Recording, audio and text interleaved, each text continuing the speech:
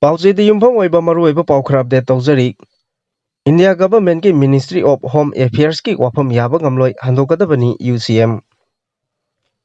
Illegal ꯃꯥꯏꯒ꯭ꯔꯦꯟꯠꯁꯤꯡ ꯃꯔꯨꯑꯣꯏꯅ ꯀꯨꯀꯤ narco ꯕꯤꯖꯤꯅꯦꯁꯁꯤꯡꯅ ꯅꯝꯅ ꯈꯨꯟꯗꯥꯔꯤꯕ ꯃꯐꯝꯁꯤꯡ ꯃꯇꯝ ꯈꯔ ꯐꯦꯟꯁꯤꯡ ꯈꯥꯈꯤꯔꯣꯏ ꯍꯥꯏꯅ ꯐꯣꯡꯗꯣꯔꯛꯂꯤꯕ ꯁꯦꯟꯇꯔꯒꯤ ꯀꯔꯝꯕ ꯑꯦꯖꯦꯟꯗꯥꯅꯣ ꯋꯥꯐꯝ ꯑꯁꯤ ꯌꯥꯕ ꯉꯝꯂꯣꯏ ꯍꯥꯏꯅ UCMꯒꯤ ꯄ꯭ꯔꯦꯁꯤꯗꯦꯟꯠ YK ꯙꯤꯔꯦꯟꯅ ꯐꯣꯡꯗꯣꯛꯈ꯭ꯔꯦ꯫ ꯉꯁꯤ ꯂꯝꯐꯦꯟꯄꯥꯠꯇ ꯂꯩꯕ UCMꯒꯤ ꯑꯣꯐꯤꯁꯇ ꯄꯥꯡꯊꯣꯛꯄ ꯄꯥꯎꯒꯤ ꯃꯤꯐꯝ ꯑꯃꯗ ꯋꯥꯐꯝ ꯑꯁꯤ ꯐꯣꯡꯗꯣꯛꯂꯗꯨꯅ ꯃꯍꯥꯛꯅ ꯃꯈꯥ ꯇꯥꯅ ꯍꯥꯏ ꯃꯣꯗꯤ ꯒꯚꯔꯟꯃꯦꯟꯠ 3.0ꯒꯤ ꯅꯨꯃꯤꯠ 100ꯅꯤ ꯐꯥꯔꯛꯄ ꯑꯁꯤꯒ ꯃꯔꯤ ꯂꯩꯅꯅ ꯌꯨꯅꯤꯌꯟ ꯍꯣꯝ ꯃꯤꯅꯤꯁꯇꯔꯅ ꯄꯤꯈꯤꯕ ꯁ꯭ꯇꯦꯠꯃꯦꯟꯠꯗ ꯃꯅꯤꯄꯨꯔꯗ ꯍꯧꯖꯤꯛ ꯊꯣꯛꯂꯤꯕ ꯀꯟꯐ꯭ꯂꯤꯛ ꯑꯁꯤꯒꯤ ꯍꯧꯔꯛꯐꯝꯗꯤ ꯏꯜꯂꯤꯒꯦꯜ ꯃꯥꯏꯒ꯭ꯔꯦꯟꯠ ꯅꯥꯔꯀꯣ ꯕꯤꯖꯤꯅꯦꯁ ꯇꯧꯕꯁꯤꯡ ꯑꯁꯤꯅ ꯃꯔꯝ ꯑꯣꯏꯔꯒ ꯑꯁꯤꯒꯨꯝꯕ ꯀꯟꯐ꯭ꯂꯤꯛ ꯑꯁꯤ ꯑꯣꯏꯍꯜꯂꯛꯄꯅꯤ ꯍꯥꯏꯅ ꯃꯤꯗꯤꯌꯥꯒꯤ ꯈꯨꯠꯊꯥꯡꯗ ꯐꯣꯡꯗꯣꯛꯈꯤꯕ ꯂꯩꯈ꯭ꯔꯦ꯫ ꯑꯗꯨꯒꯨꯝꯕ ꯐꯣꯡꯗꯣꯛꯄ ꯂꯩꯔꯕ ꯃꯇꯨꯡ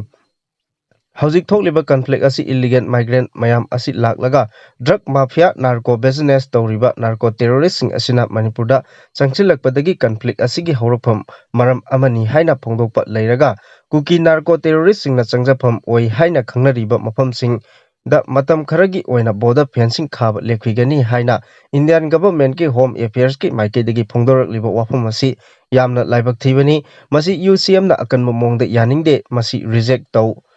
ꯏꯁꯨ ꯑꯁꯤ ꯏꯟꯗꯤꯌꯥ ꯒꯚꯔꯟꯃꯦꯟꯠꯅ ꯂꯣꯏꯁꯤꯟꯒꯦ ꯍꯥꯏꯅ ꯈꯜꯂꯒꯗꯤ ꯍꯥꯏꯔꯤꯕ ꯏꯜꯂꯤꯒꯦꯜ ꯃꯥꯏꯒ꯭ꯔꯦꯟꯠꯁꯤꯡ ꯑꯁꯤꯅ ꯏꯔꯥꯏ ꯂꯥꯏꯅ ꯆꯪꯊꯣꯛ ꯆꯪꯁꯤꯟ ꯇꯧꯔꯤꯕ ꯑꯗꯨꯒꯨꯝꯕ ꯃꯐꯝꯁꯤꯡ ꯑꯗꯨꯗ ꯍꯥꯟꯅ ꯐꯦꯟꯁꯤꯡ ꯈꯥꯗꯅ ꯀꯔꯝꯕ ꯃꯐꯝꯗ ꯈꯥꯒꯗꯧꯔꯤꯕꯅꯣ ꯍꯥꯏꯕꯒꯤ ꯋꯥꯍꯪ ꯑꯃ ꯂꯥꯛꯂꯤ꯫ ꯋꯥꯊꯣꯛ ꯊꯣꯛꯍꯜꯂꯤꯕ ꯍꯥꯏꯔꯤꯕ ꯀꯥꯡꯂꯨꯞ ꯐꯨꯔꯨꯞꯁꯤꯡ ꯑꯗꯨꯅ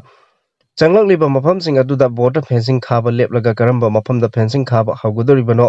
ꯃꯔꯝ ꯑꯁꯤꯅ ꯍꯥꯏꯔꯤꯕ ꯗꯤꯁꯤꯖꯟ ꯑꯁꯤ ꯈꯨꯗꯛꯇ ꯇꯣꯛꯀꯗꯕꯅꯤ ꯑꯃꯁꯨꯡ ꯕꯣꯔꯗꯔ ꯐꯦꯟꯁꯤꯡ ꯑꯁꯤ ꯑꯊꯨꯕ ꯃꯇꯝꯗ ꯈꯥꯕ ꯍꯧꯒꯗꯕꯅꯤ꯫ ꯀꯟꯐ꯭ꯂꯤꯛ ꯑꯁꯤ ꯂꯣꯏꯁꯤꯟꯅꯕ ꯏꯟꯗꯤꯌꯥ ꯒꯚꯔꯟꯃꯦꯟꯠꯅ ꯑꯊꯨꯕꯗ ꯍꯣꯠꯅꯒꯗꯕꯅꯤ꯫ ꯁ꯭ꯇꯦꯠ ꯒꯚꯔꯟꯃꯦꯟꯠꯅꯁꯨ ꯆꯌꯦꯠꯅꯕ ꯂꯩꯔꯤꯕ ꯃꯐꯝꯁꯤꯡ ꯑꯁꯤꯗ ꯕꯣꯔꯗꯔ ꯐꯦꯟꯁꯤꯡ ꯈꯥꯕ ꯂꯦꯞꯂꯒ ꯆꯌꯦꯠꯅꯕ ꯂꯩꯇꯕ ꯃꯐꯝꯁꯤꯡꯗꯗꯤ ꯈꯥꯅꯕ ꯍꯣꯠꯅꯒꯗꯕꯅꯤ ꯍꯥꯏꯅꯁꯨ ꯃꯍꯥꯛꯅ ꯃꯈꯥ ꯇꯥꯅ ꯐꯣꯡꯗꯣꯛꯈꯤ꯫ ꯃꯈꯥ ꯇꯥꯔꯛꯄ ꯄꯥꯎꯗ BDF ꯄꯔꯁꯅꯦꯜ 25 ꯖꯤꯔꯤꯕꯥꯝꯒꯤ ꯂꯣ ꯑꯦꯟ ꯑꯣꯔꯗꯔ ꯉꯥꯛꯄꯗ ꯔꯤꯄꯣꯔꯠ ꯇꯧꯅꯕ ꯊꯣꯛꯈꯤꯕ ꯑꯣꯔꯗꯔ ꯑꯗꯨ ꯍꯟꯗꯣꯛꯀꯗꯕꯅꯤ꯫ ꯊꯥ ꯑꯁꯤꯒꯤ 13 ꯃꯅꯤꯄꯨꯔ ꯄꯨꯂꯤꯁꯀꯤ DGPꯅ ꯈꯪꯍꯜꯂꯛꯄꯒꯤ ꯃꯇꯨꯡ ꯏꯟꯅ ꯏꯝꯐꯥꯜ ꯏꯁꯀꯤ SP K ꯃꯦꯘꯆꯟꯗ꯭ꯔꯅ ꯑꯣꯔꯗꯔ ꯑꯃ ꯊꯣꯛꯇꯨꯅ ꯏꯝꯐꯥꯜ ꯏꯁꯀꯤ BDF ꯄꯔꯁꯅꯦꯜ 25 ꯖꯤꯔꯤꯕꯥꯝꯒꯤ ꯂꯣ ꯑꯦꯟ ꯑꯣꯔꯗꯔ ꯉꯥꯛꯄꯗ ꯇꯦꯝꯄꯔꯔꯤ ꯑꯣꯏꯅ SP ꯖꯤꯔꯤꯕꯥꯝꯗ ꯔꯤꯄꯣꯔꯠ ꯇꯧꯅꯕ ꯊꯣꯛꯈꯤꯕ ꯔꯤꯄꯣꯔꯠ ꯑꯗꯨ ꯍꯟꯗꯣꯛꯄꯤꯅꯕ ꯏꯝꯐꯥꯜ ꯏꯁ ꯗꯤꯁꯇ꯭ꯔꯤꯛꯀꯤ BDF ꯋꯦꯜꯐꯤꯌꯔ ꯑꯦꯁꯣꯁꯤꯌꯦꯁꯟꯒꯤ ꯃꯥꯏꯀꯩꯗꯒꯤ ꯐꯣꯡꯗꯣꯔꯛꯂꯤ꯫ ꯃꯅꯤꯄꯨꯔ ꯄ꯭ꯔꯦꯁ ꯀ꯭ꯂꯕꯇ ꯉꯁꯤ ꯄꯥꯡꯊꯣꯛꯈꯤꯕ ꯄꯥꯎꯃꯤꯁꯤꯡꯒ ꯎꯅꯕ ꯑꯃꯗ ꯑꯦꯁꯣꯁꯤꯌꯦꯁꯟ ꯑꯁꯤꯒꯤ ꯄ꯭ꯔꯁꯤꯗꯦꯟꯠ ꯁꯒꯣꯜꯁꯦꯝ ꯁꯟꯖꯤꯠꯅ ꯐꯣꯡꯗꯣꯔꯛꯈꯤꯕꯗ ꯊꯣꯛꯂꯤꯕ ꯑꯣꯔꯗꯔ ꯑꯗꯨꯕꯨꯗꯤ ꯏꯀꯥꯏ ꯈꯨꯝꯅꯩ꯫ ꯃꯅꯤꯄꯨꯔꯗ ꯊꯣꯛꯂꯤꯕ ꯏꯔꯥꯡ ꯑꯁꯤꯗꯁꯨ BDFꯁꯤꯡꯅ ꯆꯤꯡꯈꯣꯡ ꯆꯤꯡꯌꯥꯗ ꯃꯊꯧ ꯄꯥꯡꯊꯣꯛꯇꯨꯅ ꯂꯥꯛꯂꯤ꯫ ꯑꯗꯨꯝ ꯑꯣꯏꯅꯃꯛ BDF ꯄꯔꯁꯅꯦꯜꯁꯤꯡꯅ ꯈꯨꯠꯁꯨ ꯈꯨꯠꯂꯥꯏꯒꯤ ꯑꯣꯏꯕ ꯑꯋꯥꯠꯄꯀꯌꯥ ꯂꯩꯕꯅ ꯔꯦꯗ ꯖꯣꯟ ꯑꯦꯔꯤꯌꯥꯁꯤꯡꯗ ꯃꯊꯧ ꯄꯥꯡꯊꯣꯛꯄꯗ ꯈꯨꯗꯣꯡꯆꯥꯗꯕ ꯀꯌꯥ ꯃꯥꯌꯣꯛꯅꯔꯤꯕꯅ ꯔꯦꯗ ꯖꯣꯟ ꯑꯦꯔꯤꯌꯥꯁꯤꯡꯗ ꯗ꯭ꯌꯨꯇꯤ ꯇꯧꯕꯗ ꯁꯣꯛꯄ ꯄꯟꯕ ꯑꯃꯗꯤ ꯁꯤꯕ ꯅꯥꯕ ꯊꯣꯛꯄꯗ BDF ꯋꯦꯜꯐꯤꯌꯔ ꯐꯟꯗꯒꯤ ꯈꯥꯏꯒꯠꯅꯔꯒ ꯁꯦꯟꯐꯝ ꯅꯠꯇꯅ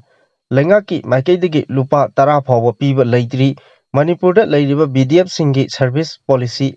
ꯐꯒꯠꯍꯟꯅꯕ ꯑꯃꯁꯨꯡ ꯄꯦ ꯍꯦꯟꯒꯠꯄꯤꯅꯕ ꯇꯛꯅꯗꯨꯅ ꯂꯥꯛꯂꯤꯕ ꯑꯁꯤꯁꯨ ꯊꯕꯛ ꯑꯣꯏꯅ ꯑꯣꯟꯊꯣꯛꯄꯤꯗ꯭ꯔꯤ꯫ ꯃꯈꯥ ताना ꯍꯧꯖꯤꯛ ꯊꯥ ꯑꯃꯗ ꯄꯦ ꯑꯣꯏꯅ 10,000 ꯄꯤꯔꯤꯕ ꯑꯁꯤꯗ BDFꯁꯤꯡꯅ ꯗꯤꯁꯇ꯭ꯔꯤꯛ ꯂꯥꯟꯅ ꯖꯤꯔꯤꯕꯥꯝꯗ ꯗ꯭ꯌꯨꯇꯤ ꯇꯧꯕꯗ ꯏꯃꯨꯡ ꯃꯅꯨꯡꯗ ꯊꯦꯡꯅꯍꯧꯒꯗꯕ ꯈꯨꯗꯣꯡꯆꯥꯗꯕꯁꯤꯡ ꯌꯦꯡꯕꯤꯔꯒ ꯊꯣꯛꯂꯤꯕ ꯑꯣꯔꯗꯔ ꯑꯁꯤ ꯍꯟꯗꯣꯛꯄꯤꯅꯕ ꯑꯃꯗꯤ BDFꯁꯤꯡꯗ ꯏꯀ꯭ꯋꯤꯞꯃꯦꯟꯠ ꯁꯨꯅ ꯄꯤꯕꯤꯅꯕ ꯗꯤꯄꯥꯔꯠꯃꯦꯟꯠꯀꯤ ꯄꯨꯛꯅꯤꯡ ꯆꯤꯡꯁꯤꯜꯂꯛꯂꯤ꯫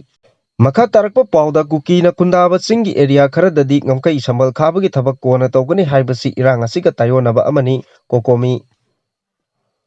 ꯊꯥ ꯑꯁꯤꯒꯤ 13ꯇ ꯁꯦꯟꯇꯔꯗ NDA ꯂꯩꯉꯥꯛꯅ ꯄꯥꯏꯔꯛꯄ ꯑꯃꯗꯤ ꯄ꯭ꯔꯥꯏꯝ ꯃꯤꯅꯤꯁꯇꯔ ꯅꯔꯦꯟꯗ꯭ꯔ ꯃꯣꯗꯤꯒꯤ 3ꯁꯨꯕ ꯇꯥꯝꯒꯤ ꯅꯨꯃꯤꯠ 100ꯅꯤ ꯁꯨꯕꯗ ꯄꯥꯏꯈꯠꯀꯗꯕ ꯊꯕꯛꯁꯤꯡꯒꯤ ꯃꯅꯨꯡꯗ ꯊꯥ 13 ꯍꯦꯜꯂꯕ ꯃꯅꯤꯄꯨꯔꯒꯤ ꯊꯣꯛꯂꯤꯕ ꯏꯔꯥꯡ ꯑꯁꯤꯒꯤ ꯋꯥꯔꯣꯏꯁꯤꯟ ꯄꯨꯔꯛꯅꯕ ꯋꯥꯐꯝ ꯌꯥꯎꯏ ꯍꯥꯏꯅ ꯃꯤꯌꯥꯝꯅ ꯉꯥꯡꯅꯗꯨꯅ ꯂꯥꯛꯈꯤꯕ ꯅꯨꯃꯤꯠ ꯑꯗꯨ ꯁꯨꯈ꯭ꯔꯦ꯫ ꯅꯨꯃꯤꯠ ꯑꯁꯤꯒ ꯃꯔꯤ ꯂꯩꯅꯅ ꯌꯨꯅꯤꯌꯟ ꯍꯣꯝ ꯃꯤꯅꯤꯁꯇꯔ ꯑꯃꯤꯠ ꯁꯥꯍꯅ ꯅꯦꯁꯅꯦꯜ ꯃꯤꯗꯤꯌꯥꯁꯤꯡꯗ ꯐꯣꯡꯗꯣꯛꯈꯤꯕ ꯋꯥꯐꯝꯁꯤꯡ ꯅꯦꯁꯅꯦꯜ ꯃꯤꯗꯤꯌꯥ ꯆꯦꯅꯦꯜ ꯑꯃ ꯑꯣꯏꯔꯤꯕ ꯅ꯭ꯌꯨꯁ 18ꯅ ꯀꯣꯠ ꯇꯧꯔꯛꯈꯤꯕꯗ ꯃꯅꯤꯄꯨꯔꯗ ꯀꯨꯀꯤ ꯐꯨꯔꯨꯞꯁꯤꯡꯅ ꯈꯨꯟꯗꯥꯕ ꯆꯤꯡꯒꯤ ꯑꯦꯔꯤꯌꯥ ꯈꯔꯗꯗꯤ ꯉꯝꯈꯩꯒꯤ ꯁꯝꯕꯜ ꯈꯥꯕꯒꯤ ꯊꯕꯛ ꯑꯁꯤ ꯀꯣꯟꯅ ꯇꯧꯒꯅꯤ ꯑꯗꯨꯒ ꯏꯟꯗꯣ ꯃꯦꯟꯃꯥꯔ ꯉꯝꯈꯩ ꯄꯔꯤꯡꯒꯤ ꯑꯇꯣꯞꯄ ꯃꯐꯝꯁꯤꯡꯗꯗꯤ ꯑꯗꯨꯃꯛ ꯁꯝꯕꯜ ꯈꯥꯕꯒꯤ ꯊꯕꯛ ꯆꯠꯊꯒꯅꯤ ꯍꯥꯏꯔꯤꯕ ꯑꯁꯤ ꯌꯥꯝꯅ ꯃꯔꯝ ꯆꯥꯗꯕ ꯊꯣꯛꯂꯤꯕ ꯏꯔꯥꯡ ꯑꯁꯤꯒ ꯌꯥꯝꯅ ꯇꯥꯏꯑꯣꯟꯅꯕ ꯑꯃꯅꯤ ꯍꯥꯏꯅ ꯀꯣꯀꯣꯃꯤꯒꯤ ꯃꯦꯗꯤꯌꯥ ꯀꯣꯑꯣꯔꯗꯤꯅꯦꯇꯔ ꯌꯨꯝꯈꯥꯏꯕꯝ ꯁꯨꯔꯖꯤꯠ ꯀꯨꯃꯥꯔ ꯈꯨꯃꯟꯅ ꯊꯥꯗꯣꯔꯛꯄ ꯆꯦꯔꯣꯜ ꯑꯃꯅ ꯍꯥꯏꯔꯤ꯫ ꯆꯦꯔꯣꯜ ꯑꯁꯤꯅ ꯃꯈꯥ ꯇꯥꯅ ꯍꯥꯏ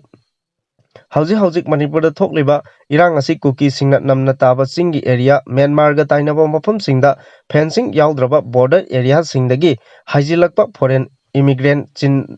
ꯅꯥꯔꯀꯣ ꯇꯦꯔꯣꯔꯤꯁꯠꯁꯤꯡꯅ ꯃꯩꯇꯩ ꯃꯤꯌꯥꯝꯗ ꯂꯥꯟꯗꯥꯔꯛꯄꯅꯤ ꯍꯥꯏꯕꯁꯤ ꯁꯦꯟꯇꯔ ꯂꯩꯉꯥꯛ ꯑꯃꯗꯤ ꯁ꯭ꯇꯦꯠ ꯂꯩꯉꯥꯛ ꯑꯅꯤꯅ ꯈꯪꯗꯦ ꯍꯥꯏꯕꯗꯨ चेनब यारोइदब खुदम चांगदम कया मयेक सेंगना लेख्रे म्यांमार बॉर्डर एरिया असिदा हाना मियेंग चंगलगा मटिक चाना फेंसिंग तौरगा लो काइना चंगलकलिबा फॉरेन इमिग्रेंट सिंग अमदि चिन कुकी नार्को टेररिस्ट सिंग असि तकथोक्तुना मणिपुरदा हौजिक थोकलिबा इरांग असि मणिपुरगी मियामगी अपाम मओंगदा थूनमक लोइसिनबगी थबक पाखिटकदबनी थोकलिबा इरांग असिगा मरी लेनना नागाना ताबा बॉर्डर एरिया सिंगदा हेना मियेंग चंगदुना बॉर्डर फेंसिंग तौगनी हाइबसी ओना तैनबगी थवोंगनी हाइना कोकोमी अमदि मणिपुर मियामना लौई कुकीना नमना ताबा म्यांमारगा ताइनबा बॉर्डर असि हौजिक फेंसिंग तौबगी थबक चथरिबसी लेपखिगनी अदुगा अतोपा मफमसिंगददी थबक मखा चथगनी हाइबसी सेंटर लेंगांगना हौजिक थोकलिबा इरांग असि लोइसिनबा पामदे मखा ताना चथहनिंगी हाइबसी मयेक सेंगना ताकली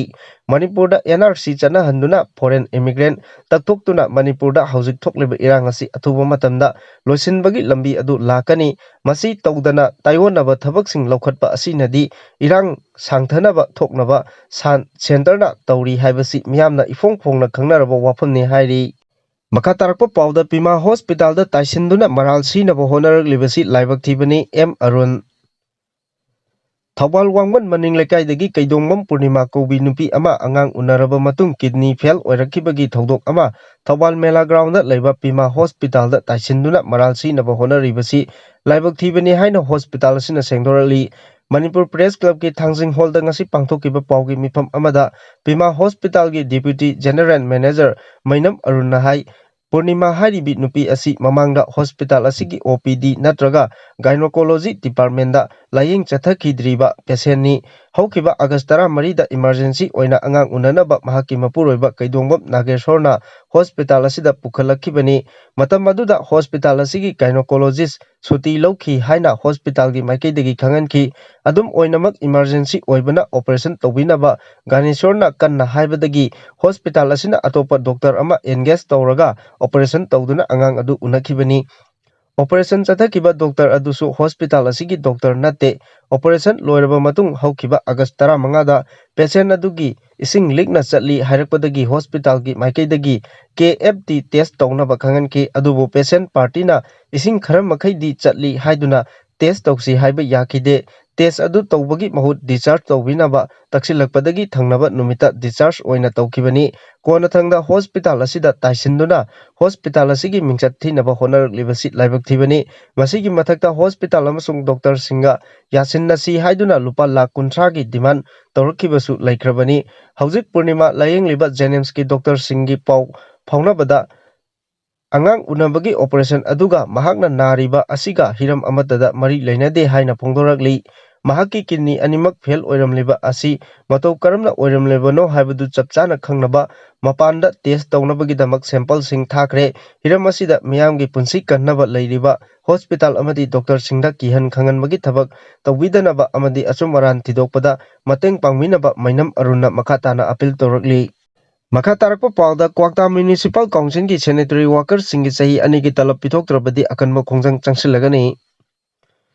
क्वाक्ता म्युनिसिपल काउंसिल सैनिटरी वर्कर सिंगी पिथोक्तना लेरिबा सही अनि की तलब था असिगी कुलुमदोय फावबगी मनुंगदा पिथोक्तरबदी थंगनबा नुमितगी क्वाक्तादा लेरिबा CSO अमदी ऑर्गेनाइजेशन कयागा कुचुमनरगा अकनबो खोंजंग चंगसिनबा सेम सारे हारी ngasi क्वाक्ता बाजारदा लेबा क्वाक्ता म्युनिसिपल काउंसिल की ऑफिस ममांगदा पौमिसिंगा उनबा अमदा सैनिटरी वर्कर की MD अब्दुल रहीम कौबा स्टाफ अमना फोंदोरखिबदा क्वाक्ता असि चथरिबा मैतै कुकी फुरुप अनिगी इरांग असिना हक्थेंगनना चैथेंग मयोकनरिबा मफम अमनी नोंमै बॉम मरकता तौफम थौपा थौदांगनी खंदुना ngasi फावबा थौदा असि पांगथोक्तुना लाखिबनी लेबाक मियाम खम थेंगना वानरिबा मतम असिदा फंगलप्पा सेनफम खरना इमुंग मनुंग पुबा ngakta ओइबना सैनिटरी वर्कर सिंग असि खम थेंगना वानबा हाइबदु ओइरे हिरम असिगा मरी लेनबा डिपार्टमेंट ना लोकल MLA अमदी DC दा फावबा अइबा चेरोल पिसिनदुना कयार खंगनबा लेख्रे अदुबु ngasi फावबा ताबीदना लेरकपदगी था असिगी मंगादगी थबक लेपगी खोंजंग चंगसिनदुना लाखिबनी ngasi दगी नुमित मंगानी की मतम अमुक थारिबसी फावबगी मनुंगदा वर्कर सिंगना तालिबा डिमांड असि अनिगी सही अनि की तलब पिथोक्तबा तारबदी थंगनबा नुमित तांग 23 दगी क्वाक्तादा लेरिबा CSO सिंगा मखल मखा कयागी खोंजंग चंगसिनबा सेम सारे हाइरी मखा तारकपा पाउदा एडिटोरियल कलमदगी मचंगोइबा पाव अमा लौखचरी कुकी सिंगदा अफबा लागी खुलाई लेबदगी सिंगनबगी चांग हेंगलखिबनी Chin Kuki Jo narco terrorist singna lebak asigi mathakta landaduna Manipurgi apunbagi saktam thugairaga Kuki singi oiba tonganba lebak ama semnaba landaragliba asigi waroisin purakke haiba tarabadi illegal migrant Kuki terrorist singbu laksinba mathau tai foreigner Chin Kuki Jo narco terrorist singna landaragliba asi laina loba yaroi lal asi makhoigi tungda mapangal leiba amadi afaba makhagi khulai matik chaba khulai sing mapung phana leiraba matungda landarakhibani Manipur lengaki leiriba state force ki masing khusu khulai gi mapangal amasung maitai singi mapamda lalgi matik chaba khulai sing leite haibana singba pumna makhanglaba matungda mayoknaba ngamlagani haina landarakibani lawi terrorist singna Manipur gi mathakta matau karamna landaduna makoina lamdam asibu khudum chanba ngamgadage haibagi matangda chahi kayagi mamangdagi lalong chatharaki haibasi makoigi aronba jalengam file leak oirakibadagi miyamna ikhangda khangnakrabani Makoina matam sangna chatarakiba lalong adu mapung pharakpaga loinana Manipur thugainaba mamang sahi me ahumdagi ikhang khangawdana landaba hawrkibani makoi masing yamdaba kanglup oirabasu makoigi makuta mapalamgi afaba makalgi khulai leibadagi chingnaba amasung akiba leitana makoigi pandam phangnaba landarakiba oibana lal asi aruba phibam oirakibani lal asigi warosil puraknaba honabada aruba phibamda leirakibagi maramde proxy war amadi mapal lebaki khut yawi haiba wafam asini loinana lal asiga mari leinana India gi security force amasung state force singna landakibaga terrorist sing amasung khulngakliba anigi marakta sijinaba khulai sing phagalakpa matamda chada kunthadi advance oiba khulai makhal singni haiba official report leiri mamang saigi me ahumdagi hawrakiba irang asigi manungda state armory dagi phagalakiba khulai singi manungda security force na recover tawraba khulai singi manungda chada kunthadi state armory da leiba khulai dagi hena advance oiba khulai ngaktani haina makok thongba official amagi report phongdokpa leikre security force ki makok thongba official na The Indian Express da phongdokibada haujik irang asi kanna thokliba sing amasung tampaki tainaba mafam singda leptana chatharakpa thiba humbagi operation da state armory dagi lakkiba khulai lising taruk romgi manungda lisingani chatruk rom recover tawba ngamkre masigi manungda khulai chanipan romna mapalamdagi leiba afaba makalgi khulai ni aduga chatruk romna countrymate khulai singni Irang asi leptana hengalakhiba asina security da chawna singnaba oiraklibadi handakta moirangda kilometer 5 hena chanba improvised rocket kapsinduna attack chatharakiba aduna mamangda safaba mafamni haina khanaramba mafamsing adu haujikti safaba mafam oiraktaba asini Indian Express ki kangbu aduna India Imphal East district ka tainaba angnom khul ngak seliba kuki zomi fighter singa unakiba aduda makoina phongdorakibada makoina pompi sabada expert singi mateng lawi asigumba khulai sing sengbat sagatuna kilometer 12 dagina 15 phawba sana kapa yai haibasini committee on tribal unity kotu gi officer thangtilen kipgen na phongdokibada irang asigi angan basarukta hallaman singi haktaktagi meter kuntra sana chatpa pompi asi sijinaraki adubo haukiba November December dagi madubu develop tawduna anisuba category oina moirangda taduna pokai hankibada adugumba kilometer 33 dagi 15 phawba sana chatpa makhal saduna sijinaba hawrakibani haibana singba report leiri kuki amasung meite anigi marakta thokliba muknaba asi kuki kanglupna lam munabagi honarakpadagini lamgi mapu oiriba meite singna apunbagi saktam kaiba yaroi haibani aduga kuki jo kanglupki miyoi sing asina mapal lebaktagi logi wangmada changlaklaga lebak asi thugainaba honaba haibasi aranba khongthang oibata natana achouba singnaba amani amaromda masing yamdaba Chin Kuki Jo narco terrorist singna mathongna leina landaba ngamliba asigi maramdi makhoigi mafamda afaba makalgi foreign made langi khuchu khulai matik chana leibadagini lamgi mapu oiriba masing yamba yalongmi singna lalgi khuchu khulai matik chana sijinaba ngamdabadagi lal asi laksinaba honabada awaba mayoknarakibani